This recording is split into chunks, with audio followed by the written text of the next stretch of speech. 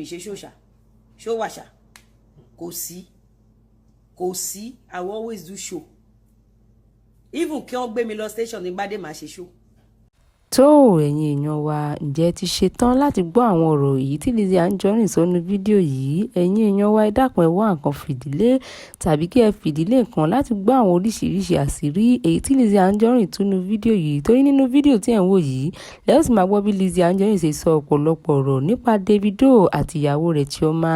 ẹ̀yin èèyàn wa ǹjẹ́ ti ṣe tán láti gbọ́ àwọn ọ̀rọ̀ yìí tó ń bẹ nínú fídíò yìí? ẹ̀yin èèyàn ẹ farabalẹ̀ nítorí wípé ní báyìí a ó máa play fídíò náà fún yín. ṣé mo pa ti bẹ̀rẹ̀ property wa mo sọ fún yín now California Paradise City tábàdẹ̀ ti bẹ̀rẹ̀ property kìíní bẹ̀yẹn then àwọn aláṣọ party wọ́n kún ọrùn mi tí n bá dẹ̀ ń ṣe aṣọ fún àwọn oníparty ó máa ń pọ̀ ṣé mọ̀ pé ẹ máa control àwọn ọmọ tá à ń gbéṣẹ́ fún kọ́ ló ń ṣàánú wa tí wọ́n bá dẹ̀ bá aláṣọ jẹ́ ṣé mọ̀ ọrùn èèyàn ló wà. And I saw a lot of people tí ẹni tó handle Instagram at Facebook mi tó ló ń ta sí wa pé a lọ party Davido kí la fẹ́ lọ ṣe ní party Davido ọmọ wa ni close mọ́ mọ́ rí we are just here to defend him because àwa náà fẹ́ kọ́ ọmọ wa ṣoríire I can't defend them I don't know him I've never seen him I'm not close to the family but àwa kọ̀ dúró ń bì báyìí gẹ́gẹ́ bí abiyamọ because nígbà tí Mrs. Adeleke lóyún tá àti ẹ̀ mọ̀ pé ó lóyún àwọn Gistlover mọ̀ náà wọ́n mọ̀ because the bully was much ìgbà yẹn náà lọ gbé lady kan wá láti Amẹ́ríkà tó ló ń dọ̀bálẹ̀ fóun tí lady yẹn drag ẹ̀ bí wèrè báyìí àṣé wọ́n ti mọ̀ pé ìyàwó ẹ̀ wà nù oyún àṣé wọ́n ti mọ̀ gbogbo àwọn tó ń jà tó fẹ́ lọ patí ẹ̀ lánàá yìí níbo ni wọ́n wà ọ̀pọ̀lọpọ̀ wà lábẹ́lẹ̀ ọ̀pọ̀lọpọ̀ wà lábẹ́ blog ọ̀pọ̀lọpọ̀ wà lábẹ́ comment section tí wọ́n ń ṣe ìkà fún ni but a dúpẹ́ pé lójú ẹ̀mí wa èmi o àti àwọn èèyàn mi we've been supporting this boy now mo fi Chioma one kìnìkan it's not because I like Davido I like Wizkid I like all of them why would you hate anybody but kí n tó gbé fídíò yẹn wá ẹ jẹ́ ká sọ̀rọ̀ nípa aṣọ wọn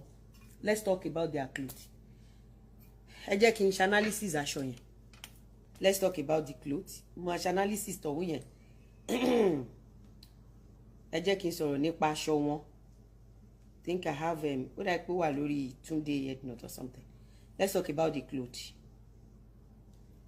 who is ready about the clothes kí ni wọ́n fi ń ṣe kí ni Tunde Headnut yẹn náà. Yeah. Ta ló lè guess nǹkan tó inspire design yìí ẹni tó bá guess nǹkan tó inspire design yìí inspire outfit yìí you win 1 million naira here. God bless you. Temilola said God bless you real good for your good heartedness. Eye make sure you are èmi nínú mi dùn jù àwọn kan wá ní pé ẹ wò ọmọ yìí wọṣọ ma analyse ma break down aṣọ yẹn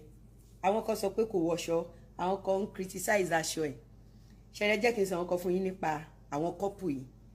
àwọn couple méjèèjì babyṣì ni wọ́n tó bá jẹ́ pé màmá ọkọ ìyàwó wà láyé bó ṣe máa spice ẹ̀ up tún yàtọ̀. Number 2 Igbo ni ìyàwó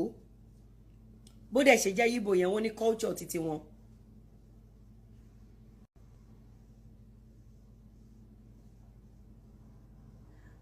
Olè ní ẹ́ olè ní ẹ́ fún mi Hùsẹ́nì olè ní ẹ́ o win ní kankan bí win ní kankan bí olè ní ẹ́ fún win ní kankan bí win ní so fẹ́